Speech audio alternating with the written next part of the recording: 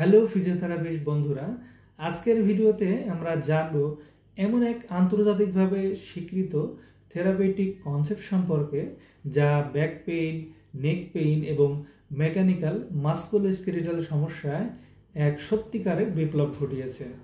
এই পদ্ধতির নাম হলো ম্যাকেনজি অ্যাপ্রোচ বা মেকানিক্যাল ডায়াগনোসিস অ্যান্ড থেরাপি, সংক্ষেপে MDT।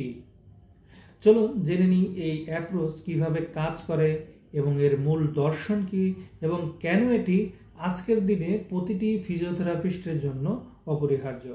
আমি ডাক্তার মনসুর রহমান আছি আপনাদের সঙ্গে। তো চলুন ভিডিওটি শুরু করা যাক।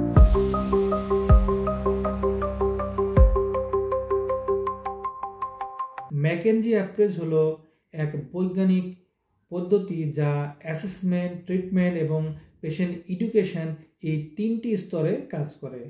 একজন ফিজিওথেরাপিস্টের কাজ শুধু ব্যথা কমানো নয়, বরং রোগীকে শেখানো কিভাবে সে নিজেই নিজের ব্যথা নিয়ন্ত্রণ করতে পারে। নিউজিল্যান্ডের একজন প্রতিভাবান ফিজিওথেরাপিস্ট রবিন ম্যাকেনজি এই পদ্ধতির উদ্ভাবক।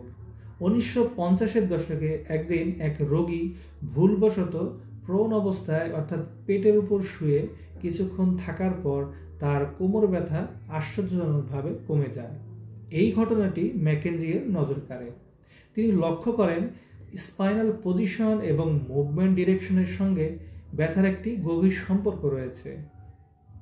আর এই পর্যবেক্ষণ থেকেই জন্ম নেয় আধুনিক মেকানিক্যাল ডায়াগনোসিস অ্যান্ড থেরাপির ধারণা, যা পরবর্তীতে সারা বিশ্বের ফিজিওথেরাপি চর্চায় এক নতুন দিগন্ত উন্মোচন করে। ম্যাকেনজি অ্যাপ্রোচ মূলত তিনটি স্তম্ভের উপর দাঁড়িয়ে রয়েছে, যেগুলো একসাথে গঠন করে এক সম্পূর্ণ চিকিৎসার দর্শন। চলুন একে একে এই বিষয়গুলো আমরা জেনে নিই।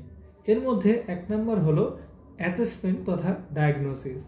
এই পর্যায়ে একজন ফিজিওথেরাপিস্ট রিপিটেড মুভমেন্ট টেস্টের মাধ্যমে ব্যথার প্যাটার্ন বিশ্লেষণ করেন, অর্থাৎ কোন মুভমেন্টে ব্যথা বাড়ে, কমে বা পরিবর্তিত হয় তা পর্যবেক্ষণ করা হয়। 2 নম্বর হলো ট্রিটমেন্ট তথা থেরাপি। অ্যাসেসমেন্টের ফলাফলের ভিত্তিতে নির্ধারণ করা হয় রোগীর ডাইরেকশনাল প্রেফারেন্স, অর্থাৎ যেদিকের মুভমেন্টে ব্যথা কমে সেদিকেই করা হয় নির্দিষ্ট ব্যায়াম এবং থেরাপি। 3 নম্বর হলো প্রিভেনশন তথা সেলফ ম্যানেজমেন্ট। সবশেষে রোগীকে শেখানো হয় কিভাবে সে নিজের ব্যথা নিয়ন্ত্রণ করতে পারে, যাতে ভবিষ্যতে ব্যথা পুনরায় ফিরে না আসে। এই ম্যাকেনজি অ্যাপ্রোচের মূল দর্শন হলো একটাই, the patient can learn to treat themself, অর্থাৎ রোগী নিজেই তার নিজের চিকিৎসক হয়ে উঠতে পারে। ফিজিওথেরাপিস্টের কাজ শুধুই গাইড হিসাবে কাজ করা, যেন রোগী বুঝতে পারে কিভাবে তার দেহ, ব্যথা এবং মুভমেন্ট একে অপরের সঙ্গে সম্পর্কিত। ম্যাকেনজি সিস্টেম অনুযায়ী স্পাইনাল পেইন বা মেরুদণ্ড সম্পর্কিত ব্যথাকে প্রধানত 3টি সিনড্রোমে ভাগ করা হয়। প্রতিটি সিনড্রোমের ব্যথার উৎস এবং বৈশিষ্ট্য আলাদা হয়ে থাকে। চলুন আমরা একে একে সেগুলো দেখে নিই। এর মধ্যে 1 নম্বর হলো পোস্টারাল সিনড্রোম। এই ধরনের ব্যথা সাধারণত স্ট্যাটিক লোডিং বা দীর্ঘক্ষণ একই ভঙ্গিতে বসে বা দাঁড়িয়ে থাকার কারণে হয়ে থাকে। এখানে কোনো স্ট্রাকচারাল ক্ষতি থাকে না, কেবল পোস্চারের কারণে টিস্যুর উপর অতিরিক্ত চাপ পড়ে এবং ব্যথা অনুভূত হয়। উদাহরণ হিসাবে দীর্ঘক্ষণ কম্পিউটারের সামনে বসে থাকার পর পিঠ বা ঘাড়ে হালকা ব্যথা অনুভব করা। 2 নম্বর হলো ডিসফাংশন সিনড্রোম। এই সিনড্রোমে ব্যথার কারণ হলো টাইট বা শর্টেন টিস্যু, অর্থাৎ যেমন ফাইব্রোসিস বা সফট টিস্যু শর্টেনিং। ব্যথা সাধারণত ইনরেঞ্জ মুভমেন্টে হয়ে থাকে এবং এটি প্রতিবার একই রেঞ্জে পুনরাবৃত্তি ঘটে থাকে। 3 নম্বর হলো ডিঅ্যারেঞ্জমেন্ট সিনড্রোম। এটি সবচেয়ে সাধারণ এবং জটিল একটা সিনড্রোম। এর মূল কারণ হলো ডিস্ক বা জয়েন্ট ডিঅ্যারেঞ্জমেন্ট, অর্থাৎ মেরুদণ্ডের ভেতরের যান্ত্রিক ভারসাম্যের পরিবর্তন হওয়া। এই ব্যথা মুভমেন্ট অনুযায়ী পরিবর্তিত হতে পারে এবং এতে সেন্ট্রালাইজেশন বা পেরিফেরালাইজেশন দেখা দিতে পারে। যদি ব্যথা পেরিফেরাল থেকে কেন্দ্রে ফিরে আসে সেটি ভালো লক্ষণ হিসাবে ধরা হয়। আর যদি কেন্দ্র থেকে দূরে ছড়িয়ে পড়ে তাহলে খারাপ লক্ষণ হিসাবে দেখা হয়। এই 3টি সিনড্রোমের সঠিক শনাক্তকরণ ম্যাকেনজি অ্যাসেসমেন্টের মূল ভিত্তি, কারণ এর উপর নির্ভর করে পরবর্তী থেরাপি এবং ব্যায়াম নির্ধারণ করা হয়। ম্যাকেনজি অ্যাপ্রোচের সবচেয়ে গুরুত্বপূর্ণ ধাপ হলো অ্যাসেসমেন্ট, অর্থাৎ রোগীর ব্যথার উৎস নির্ণয় করা এবং তা কোন ধরনের মুভমেন্টের সাথে সম্পর্কিত সেটা বুঝে নেওয়া। এই অ্যাসেসমেন্টের মূল কৌশল হলো রিপিটেড মুভমেন্ট টেস্টিং। এই পর্যায়ে রোগীকে ধীরে ধীরে বিভিন্ন দিকের মুভমেন্ট করানো হয়, যেমন forward bending, backward bending, lateral bending বা সাইড গ্লাইডিং। এই প্রতিটি মুভমেন্টের পর পর্যবেক্ষণ করা হয় ব্যথা বাড়ছে, কমছে নাকি অবস্থার পরিবর্তন করছে।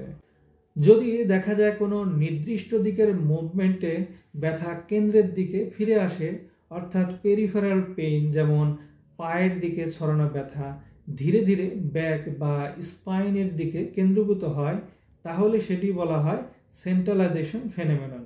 এটা একটি ভালো লক্ষণ হিসাবে দেখা হয়, যা নির্দেশ করে যে সেই দিকের মুভমেন্ট রোগীর জন্য উপকারী এবং সেটি হবে তার ডাইরেকশনাল প্রেফারেন্স।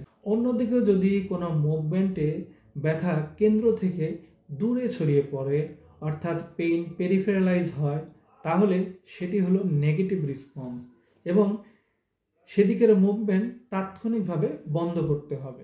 এই রিপিটেড মুভমেন্ট টেস্টের মাধ্যমেই ফিজিওথেরাপিস্ট নির্ধারণ করতে পারেন রোগীর ব্যথা কোন দিকের মুভমেন্টে উন্নতি পায় এবং সেই অনুযায়ী তৈরি হয় তার থেরাপি প্ল্যান। এক কথায় অ্যাসেসমেন্টই হলো ম্যাকেনজি অ্যাপ্রোচের হার্ট, কারণ সঠিক ডায়াগনোসিস ছাড়া কার্যকর থেরাপি সম্ভব নয়। এবারে আসি এই অ্যাপ্রোচের ট্রিটমেন্ট এবং এক্সারসাইজ বিষয় নিয়ে। ম্যাকেনজি অ্যাপ্রোচে চিকিৎসার মূল উদ্দেশ্য হলো পেইন সেন্ট্রালাইজেশন, অর্থাৎ ব্যথাকে শরীরের প্রান্ত থেকে কেন্দ্রে ফিরিয়ে আনা এবং মোবিলিটি পুনরুদ্ধার করা, অর্থাৎ মেরুদণ্ডের স্বাভাবিক নড়াচড়া ফিরিয়ে দেওয়া। উদাহরণ হিসাবে যেমন লাম্বার রিজিয়নের ক্ষেত্রে এখানে লক্ষ্য করা হয়ে থাকে যে লাম্বার এক্সটেনশন ধীরে ধীরে বৃদ্ধি করা। এর জন্য 3টি ধাপে এই ব্যায়ামটি সম্পূর্ণ করা হয়ে থাকে। এর মধ্যে 1 নম্বর হলো প্রোন লেইং, অর্থাৎ রোগী পেটের উপর সোজা হয়ে শোয়, এতে পিঠের পেশি রিল্যাক্স হয়। দ্বিতীয় হলো প্রোন অন এলবোজ। এই পদ্ধতিতে কোণের ওপর ভর দিয়ে বুক সামান্য উঁচু করা হয় যাতে কোমর ধীরে ধীরে এক্সটেনশন পেতে শুরু করে। 3 নম্বর হলো প্রোন প্রেস আপ। এই পদ্ধতিতে হাতের সাহায্যে পুরো উপরের অংশ তুলতে বলা হয়, যা লাম্বার স্পাইনের এক্সটেনশন আরও বৃদ্ধি করে এবং পেইন সেন্ট্রালাইজেশনে সহায়তা করে। দ্বিতীয় উদাহরণ যেমন সার্ভাইকাল রিজিয়নের ক্ষেত্রে এখানে সবচেয়ে ব্যবহৃত ব্যায়াম হলো সার্ভাইকাল রিট্রাকশন, যা সাধারণভাবে পরিচিত চিন টাক এক্সারসাইজ নামে। এই ব্যায়ামের মাথার সামনের দিকে ঝোঁকার বদলে হালকা পেছনে টেনে নেওয়া হয়, যার ফলে ফরওয়ার্ড হেড পোস্চার ঠিক হয় এবং নেক পেইন এবং সার্ভাইকাল স্টিফনেস কমে আসে। এই সবগুলো ব্যায়ামের লক্ষ্য হলো রোগীর ব্যথা কমিয়ে আনা, স্পাইনকে সঠিক অবস্থানে ফিরিয়ে আনা এবং সবচেয়ে গুরুত্বপূর্ণ রোগীকে এমনভাবে প্রশিক্ষণ দেওয়া যাতে সে নিজের ব্যথা নিজেই নিয়ন্ত্রণ করতে পারে। এবারে আসি যে ম্যাকেনজি অ্যাপ্রোচে যে ক্লিনিক্যাল অ্যাডভান্টেজগুলো রয়েছে সেই বিষয়ে। এর মধ্যে 1 নম্বর হলো রোগীকে এডুকেশন এবং সেলফ ম্যানেজমেন্ট শেখাতে সাহায্য করে। 2 নম্বর হলো ক্রনিক এবং রিকারেন্ট ব্যাক পেইনে খুবই গুরুত্বপূর্ণ এবং কার্যকর ভূমিকা পালন করে। 3 নম্বর হলো প্যাসিভ মোডালিটিসের উপর নির্ভরতা কমায়, অর্থাৎ রোগীকে সক্রিয়ভাবে চিকিৎসার অংশ বানায়। 4 নম্বর হলো এভিডেন্স বেস থেরাপি হিসাবে এটি বিশ্বজুড়ে স্বীকৃত একটা পদ্ধতি। মনে রাখতে হবে রেড ফ্ল্যাগ কন্ডিশন বা সিভিয়ার নিউরোলজিক্যাল ডিফিসিট থাকলে এই পদ্ধতি প্রয়োগ করা যাবে না। ভিডিওটি যদি আপনাদের তথ্যবহুল মনে হয় তাহলে একটা লাইক দিন, শেয়ার করুন এবং চ্যানেলটি সাবস্ক্রাইব করুন যাতে আরও ফিজিওথেরাপি সংক্রান্ত ভিডিও পেতে পারেন। ধন্যবাদ সবাইকে।